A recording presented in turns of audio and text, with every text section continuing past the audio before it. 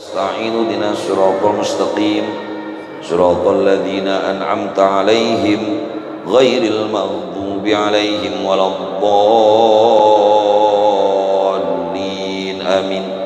Ya Rabbi bil Mustafa balligh maqasidana waghfir lana ma madha ya wasi'al karami ya Rabb.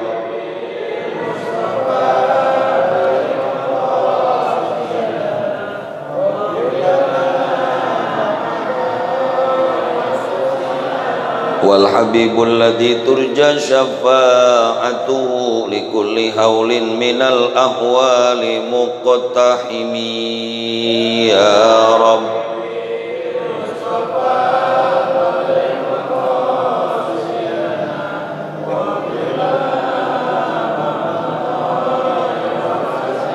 Muhammadun sayyidul kaunaini wa thaqalaini wal fariqaini min urbin wa min ajami ya Rabbi bil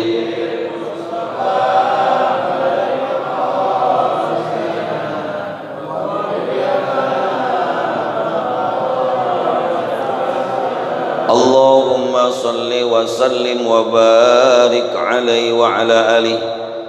Bapak-bapak dan saudara-saudara hadirin jamaah Majelis Ilmu rahimakumullah, beberapa waktu lagi kita akan memasuki bulan suci Ramadan, dan hari ini kita sudah berada di pintu gerbang bulan suci Ramadan, yaitu bulan Rajab.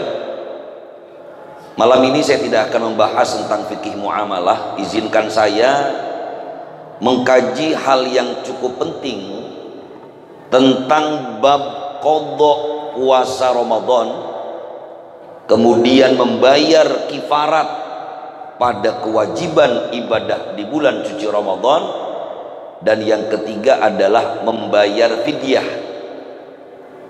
Dua yang saya sebut di awal dan di akhir ini disebutkan oleh Allah Subhanahu wa taala di dalam Al-Qur'an surah Al-Baqarah ayat 184.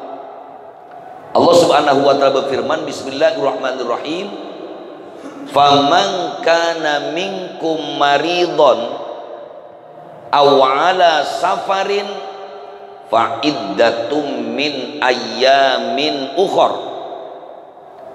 Ayat ini disepakati oleh para ulama adalah tentang hukum wajibnya mengqadha puasa bagi mereka yang meninggalkan puasa Ramadannya karena uzur syar'i.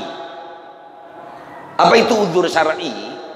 Yaitu halangan yang dibenarkan dalam syara' sehingga kita boleh tidak puasa Ramadan.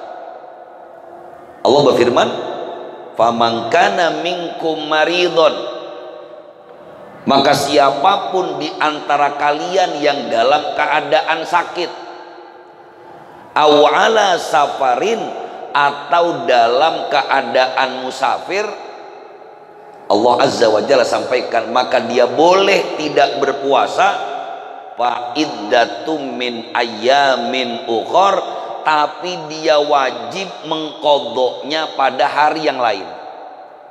Ini adalah argumentasi tentang wajibnya mengqadha puasa. Yang kedua, dalil dari Sayyidatina Aisyah radhiyallahu anha yang mengatakan kunna nahidu ala ahdi Rasulillah sallallahu alaihi wasallam fanu'maru biqadha'is saum. Kata Sayyidatina Aisyah, Di masa Nabi kami pernah dalam keadaan haid. Di waktu bulan suci Ramadan, kata Sayyidatina Aisyah, kami dalam keadaan menstruasi. Panu'maru biqadha'i saumi, maka kami diperintahkan untuk mengqadha puasa. Ini tentang kewajiban mengqadha puasa. Bahkan orang yang tidak membayar puasa, tidak karena udzur, artinya dia masuk Ramadan nggak puasa. Ulama mengatakan wa ya'tamul muftiru bila udzrin. Orang yang nggak puasa di bulan suci Ramadan dia berdosa, Pak. Rasulullah SAW bersabda, man aftara yauman min Ramadana min ghairi rukhsatin wala maradin lam yakdihi saumud da'ri kulli wa in somahu. Kata Nabi, siapa orang yang nggak puasa satu hari saja di bulan suci Ramadan, maka ketika dia meninggalkannya bukan karena rukhsah, dispensasi dari Allah, ataupun bukan karena sakit, maka dia tidak bisa membayar puasa itu walaupun cuma satu hari. Kemudian dia bayar 1 tahun penuh, itu tidak bisa membayar karena ia meninggalkannya bukan karena udzur. Ketika kita sudah masuk bulan Rajab, aduhamakumullah, seharusnya orang yang masih punya utang ini segera membayarnya. Apalagi kita tahu ketika kewajiban qadha puasa Ramadan dibayarnya pada hari-hari yang sunnah, dia dapat 2 fadilah sebenarnya. Fadilah yang pertama, utangnya lunas.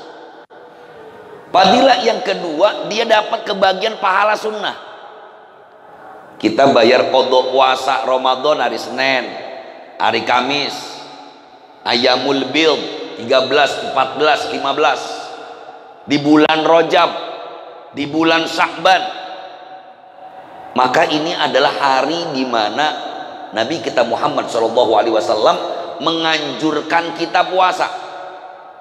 Puasa Rajab, dalilnya adalah karena Rajab termasuk min ashhuril hurum, bulan yang Allah muliakan. Sepanjang hari kita sunnah puasa, yang nggak punya utang. Di bulan Sya'ban, Nabi kita Muhammad SAW juga kerap kali berpuasa di bulan Sya'ban. Nah, bagi mereka yang masih punya utang, ulama sepakat wa yukrahu liman alaihi qadha'u ramadhana an yatatawwa bisaumin.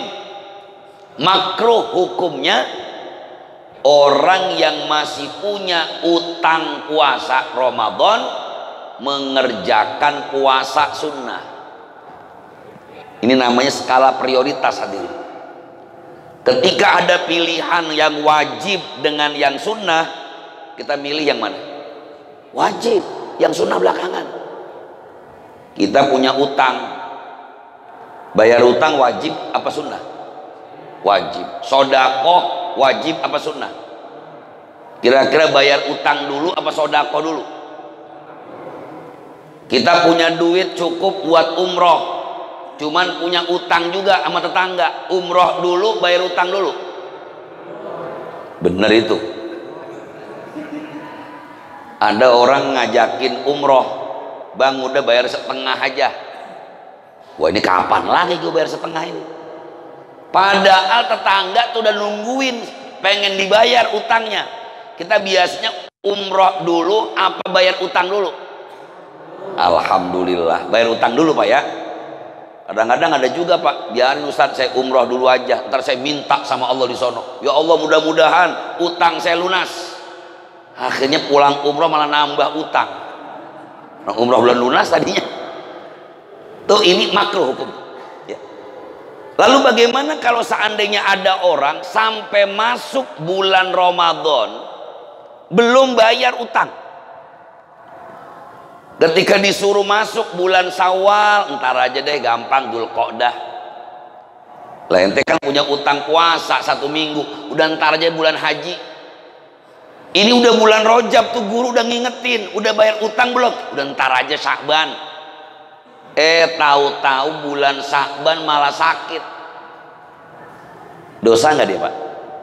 Kata ulama begini, wa amma idza akharal qada'a hatta dakhala ramadhanu akhar faqala al-jumhuru yajibu alaihi ba'da siyami ramadhana ad-dakhil al-qada'u wal kifaratu ail fidyatu. Menurut jumhur ulama fikih, orang yang punya qada puasa Ramadan, ketemu Ramadan berikutnya dia belum bayar utang puasanya. Ilustrasinya begini, Ramadan tahun 2022 saya sakit tuh seminggu, berarti punya utang puasa berapa hari? 7 hari. Tahu-tahu Syawal udah sehat sebenarnya, Dzulqa'dah udah sehat, sampai Sya'ban udah sehat, sakitnya tanggal 10 Sya'ban. Kemarin nggak dibayar, tarsok dulu. Kita kan kalau bayar utang begitu, Pak ya. Saya sering kan ngeledekin tuh, ada orang pinjem duit katanya bayarnya besok. Lah kalau pengen minjem duit bayarnya besok, ngapain lu minjem? Udah nginep aja di rumah saya bentaran. Besok juga besok jadinya. Ini kalau ngomongin nyerempet dikit ke muamalah, bab utang udah kita bahas. Ini utang kepada Allah Subhanahu wa taala, kata Nabi lebih berhak untuk segera dibayar, Pak. Lah kalau ternyata dia belum bayar utangnya sampai ketemu Ramadan berikutnya, mayoritas ulama katakan dia bukan cuma wajib bayar qadha, tapi juga bayar fidyah. Nah ini, kalau ketemu Ramadan berikutnya dia wajib bayar qadha sekaligus wajib bayar kifarat. Apa kifaratnya? Yaitu al-fidyah, membayar fidyah. Bagaimana bayar fidyahnya?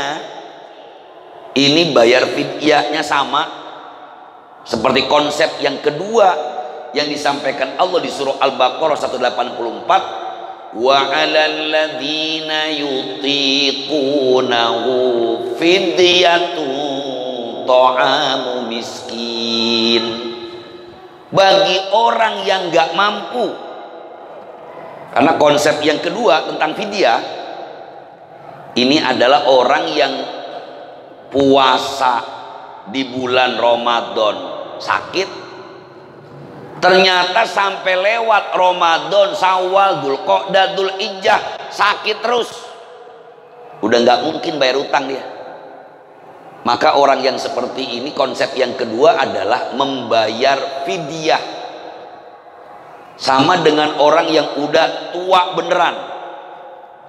Kalau kita kan baru STW nih, setengah tua. Ada juga tua umurnya udah 70 tahun tapi masih gagah. Asal jangan misalnya, ya saya kan udah tua Ustaz, udah 80 nih umur, jadi boleh dong nggak puasa.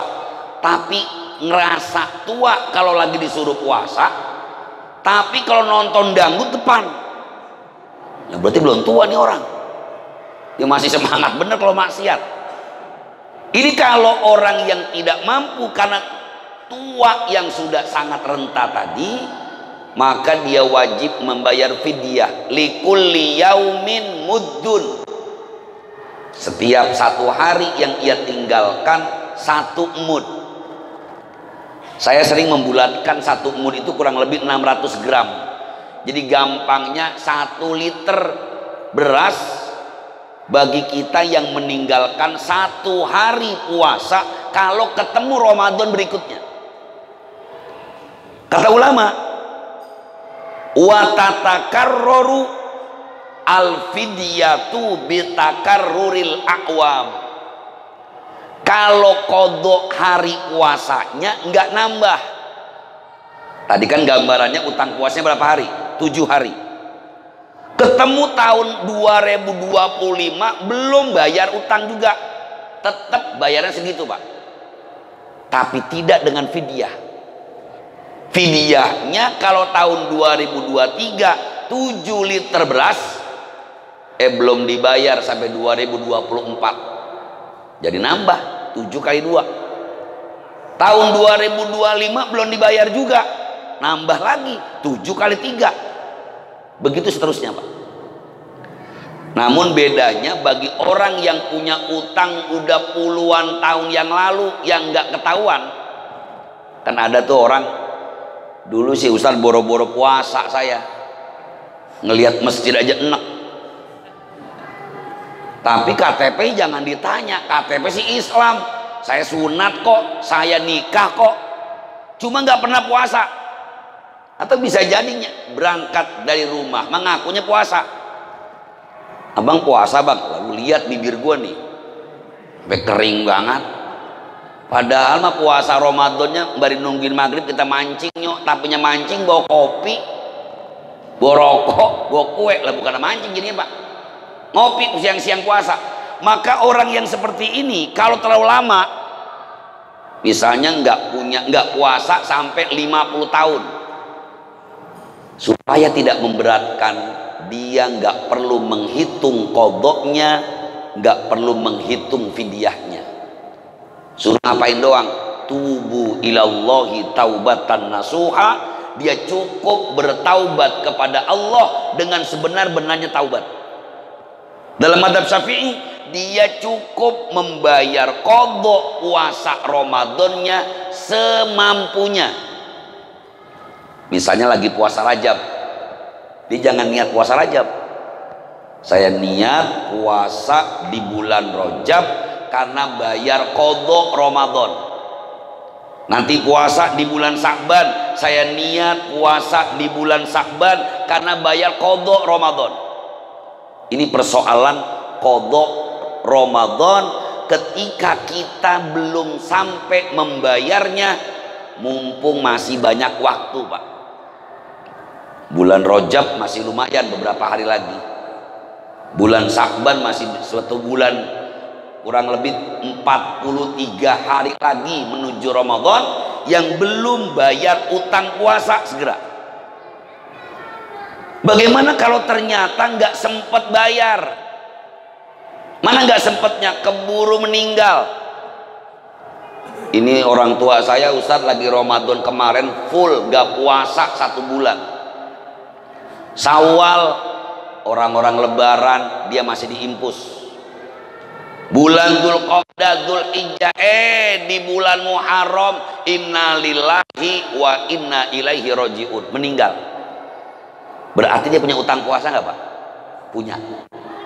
Kata ulama, an yamuta qabla imkani saumi imma li dhaiqil waqti aw li udrin min maradin aw safarin aw azzin anis saumi fala syai'a alaihi inda aktsaril ulama wala itsma alaihi. Kalau ternyata dia belum bayar utang kodok Ramadannya karena memang sakitnya terus-terusan, gimana mau bayar orang sakit kok? Ulama katakan dia tidak berdosa pak, fala itsma alaihi, gak ada masalah. Kenapa? Karena dia tidak bisa mengkodoknya karena memang sakit. Dan kemudian boro-boro bayar kodok, meninggal. Ini kalau dia meninggal dunia. Yang kedua, an yamuta ba'da imkanil qodoi fala yasumu anhu waliyuhu ailam yajib anhu inda aktsaril ulama. Bagaimana kalau seandainya sempat tadinya bayar, udah sembuh padahal, cuman mau bayar entar-entar aja, pas mau bayar entar aja bulan Sya'ban malah meninggal. Meninggalnya bukan sakit yang kemarin, tabrakan. Apakah dia wajib membayar qadha atau diganti dengan fidyah, atau keluarganya yang menggantinya? Ulama katakan keluarganya tidak wajib mengqadhakannya, tapi boleh, tapi nggak wajib. Begitu juga bayar fidyahnya juga tidak wajib. Yang dibayar fidyahnya itu kalau memang dia udah nggak mungkin bayar qadha. Ternyata memang udah tua, nggak mungkin bayar qadha, kan ganti bayar fidyah. Tahu-tahu dia meninggal, ini nggak wajib. Beda kasusnya dengan tadi, dia hanya bayar fidyah seukuran puasa yang ia tinggalkan. Nah, hari ini di masyarakat kita kadang-kadang kalau yang meninggal mau bayar fidyahnya kapan, Pak? Kapan kalau di kita? Kalau lagi tahlilan 7 hari suka ada yang bayar fidyah apa enggak? Itu buat siapa bayar fidyahnya? Terus berasnya dikasihin buat siapa, Pak? Anak yatim. Emang ada anak yatim dalilnya? Wa 'alal ladzina yutiqunahu fidyatun ta'amu miskin. Ada enggak? Fidyatun ta'amul yatim. Ada apa enggak? Jadi kalau dikasih anak yatim boleh apa enggak? Lah, ini bener apa kagak ini? Boleh apa kagak? Ini nih salah kaprah kita nih, Pak. Saya tanya, kalau duit zakat dikasihin anak yatim boleh apa enggak? Boleh. Kata siapa? Lah, ini ngaji fikih udah mau 2 tahun nih kita ini. Saya tanya, duit zakat boleh nggak dikasih buat anak yatim? Boleh? Nggak boleh. Sama dengan beras fidyah, Allah sampaikan wa 'alal ladzina yutiqunahu fidyatun ta'amu miskin. Beras fidyah itu adalah memberi makan orang miskin, Pak. Emang ada bedanya guru miskin sama yatim? Lah jelas. Kadang-kadang apalagi kasih janda, wah lebih repot lagi, Pak. Janda boleh malah kalau jandanya miskin. Ada janda, Ustaz, ya Allah sian banget, tadinya malakinya duitnya banyak, mana anak AP 5, usianya sih baru 35 tahun, cuma susah banget, guru boleh nggak beras fidyahnya saya kasih janda yang punya anak 5 miskin tadi? Malah boleh. Yang nggak boleh itu anak yatim, Pak, kecuali anak yatimnya miskin. Anak yatim nggak identik dengan miskin, Pak. Ada orang kaya kontrakannya 50 pintu, punya perusahaan motor, punya perusahaan mobil, tokonya 5, bapaknya meninggal, anak yatim bukan? Boleh kita kasih uang zakat ya? Wong sugih kok. Ini yang saya maksud tadi, Pak. Atau ketika beras fidyah, seandainya itu beneran beras fidyah, dikasihin buat orang yang hadir tahlilan, boleh apa enggak? Boleh apa enggak? Aku pakai ngomong kagak pas. Ini pertanyaannya bukan pas apa kagak pas. Boleh apa enggak boleh? Lah, kalau gitu ayatnya kita ganti dong. Wa 'alal ladzina yutiqunahu fidyatun ta'amu, yang tahlilan. Orang tua miskin. Kira-kira yang jamaah yang datang itu semuanya orang miskin, Pak? Lah, kadang-kadang dibagiin beras fidyah yang datang HP-nya terbaru. Udah gitu yang sedih lagi, Pak, kadang-kadang nggak dikasih beras pakai ngomong lagi. Masa gua nggak dibagi beras fidyah? Lah, HP lo aja Samsung terbaru. Ini konsep yang harus dipahami, Pak.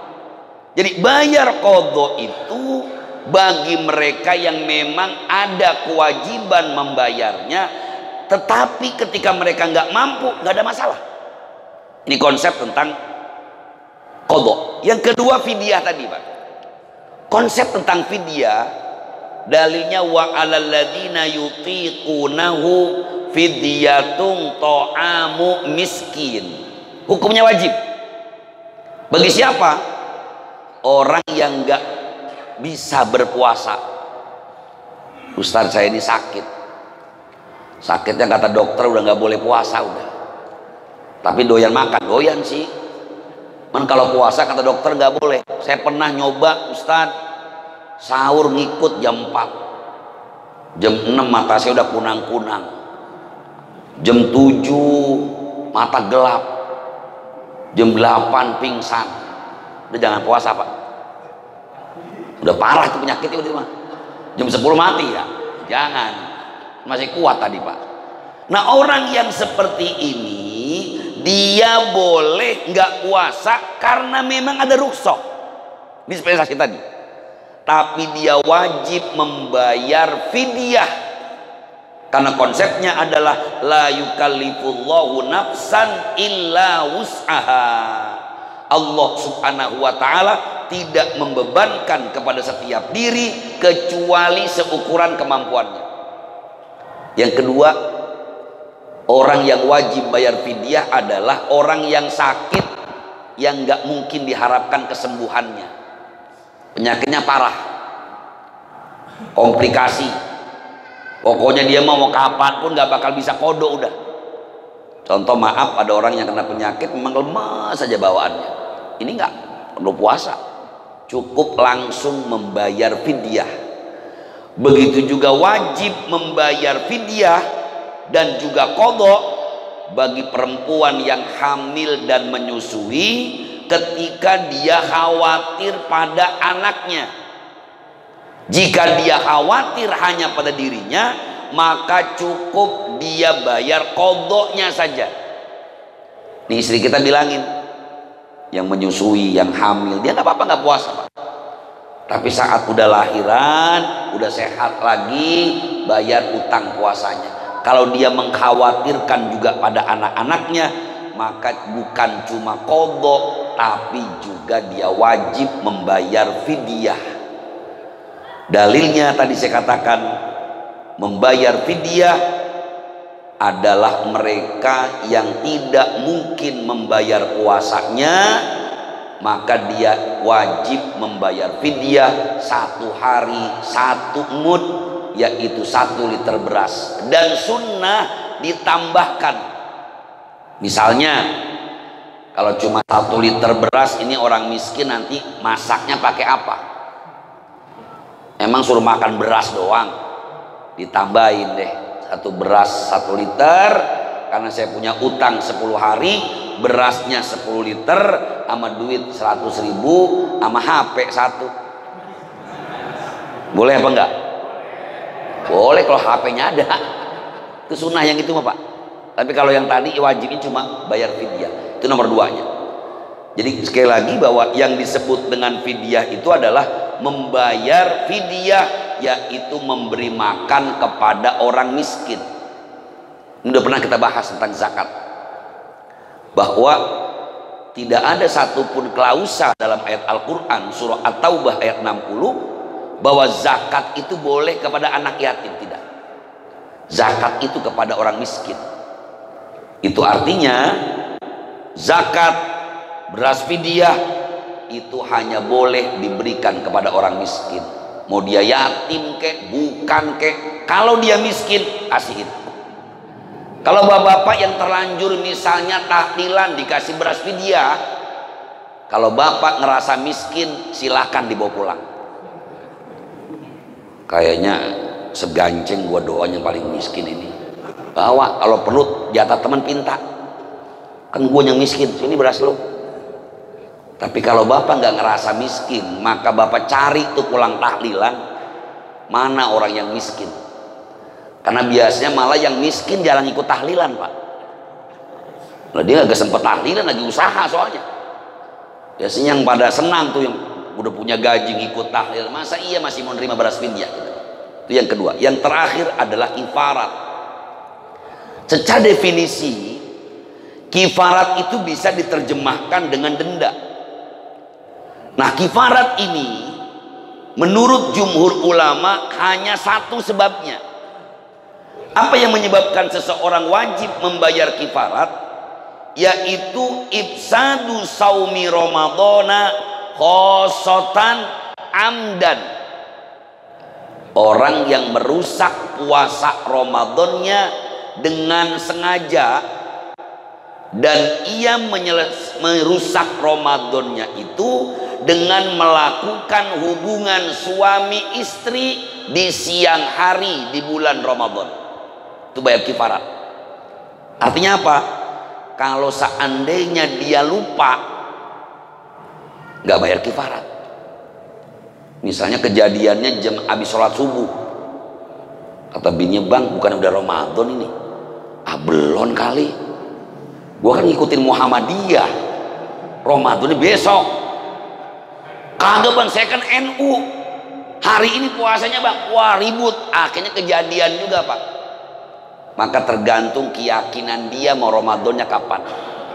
Kalau memang ternyata dia mengatakan emang hari ini puasanya, maka dia wajib bayar qadha harinya itu nanti, sekaligus bayar kifarat. Tapi kalau memang dia nggak tahu, udah selesai, kok ini sepi banget ya, wah jangan-jangan udah puasa kali bang, pas buka bener bang udah puasa ini bang. Nah, bagaimana orang lupa gratis, jadi lupain aja pak. Nah, kalau lupain namanya dilupain sengaja, itu namanya pak. Atau orang yang dipaksa atau dia lupa, nggak ada kifarat. Kalau ini yang maksa bukan namanya itu pak. Mengapa dikerjain? Saya dipaksa sama bini saya habis. Kagak bisa dipaksa namanya.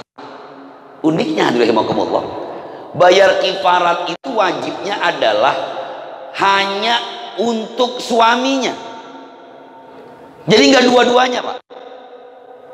Walaupun bisa jadi siapa yang memulai, yang wajib bayar kifarat cuma satu pihak, yaitu suami. Alasan ulama karena istri itu tidak ada dalam posisi memaksa, karena biasanya istri nerima, kata suaminya ayo, wah nggak bisa ditolak. Maka bayar kifaratnya kapan atau berapa? Berdasarkan hadis Nabi kita Muhammad SAW, urutannya yang pertama adalah itqu raqabatin mu'minatin, memerdekakan budak. Tapi karena sudah tidak ada budak lagi kata ulama, maka bayar yang kedua adalah syahraini mutatabi'ain, antasuma syahraini mutatabi'ain, puasa 2 bulan berturut-turut. Atau gantinya lagi adalah it'amu sittina miskinan, memberi makan 60 orang miskin. Tapi lagi-lagi ini kalau semuanya mampu pak. Berdasarkan hadis, ketika datang seorang laki-laki kepada Rasulullah SAW mengadukan masalahnya bahwa dia berhubungan siang hari di bulan suci Ramadan, kata Nabi, kamu wajib memerdekakan budak. Kata dia, ya Rasulullah maaf, saya nggak bisa, nggak kuat, nggak sanggup. Kalau begitu kamu puasa 2 bulan berturut-turut. Kata dia, Rasulullah boro-boro sampai 2 bulan. Ini aja yang sebulan udah gak kuat saya. Lagi pula kalau saya paksain saya nggak mungkin kuat ya Rasulullah. Kalau gitu kamu memberi makan 60 orang miskin. Disuruh ngasih makan 60 orang miskin, itu orang ngomong lagi, emang di sini yang paling miskin siapa lagi kalau bukan saya ya Rasul? Itu Nabi pada diceritakan katanya, padho ikan Nabi sallallahu alaihi wasallam hatta badat nawadhiduhu. Nabi saking itu geliknya, ya saking lucunya tuh ngelihat orang, ini kan namanya orang miskin belagu namanya pak. Lah ya udah tahu miskin, siang-siang dia kerjain juga sama bininya pak. Suruh merdekakan budak, kagak nyanggup ya Rasulullah. Puasa 2 bulan, kagak nyanggup ya Rasulullah. Kasih makan 60 orang miskin, kagak punya duit ya Rasulullah. Itu kalau ngadu sama saya, belagu sih lo.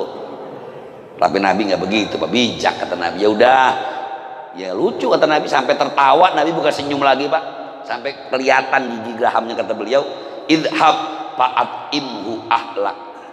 Kata Nabi, ya udah sini ini, bawain buat lu aja tuh, udah sono makan pulang. Ini menunjukkan Islam adalah agama yang sangat menghormati sifat manusiawi seseorang. Kalau dia mampu, kerjakan. Kalau nggak mampu, ada rukhsahnya, ada gantinya. Kalau nggak mampu juga, nggak usah ngapa-ngapain. Inilah para hadirin jamaah yang Allah Subhanahu wa Ta'ala, yang berkaitan dengan qadha, fidyah, dan kifarat dalam puasa. Saya pikir ini cukup penting untuk diingatkan agar kita yang masih punya utang puasa Ramadan untuk bersegera membayar qadha puasa kita. Semoga ada manfaatnya, dan saya mohon maaf jika banyak kekurangan dan kekhilafan. Seperti biasa, mungkin ada hal-hal yang ingin ditanyakan berkaitan dengan materi kita malam ini. Falyatafaddal. Ya, silakan Ustaz.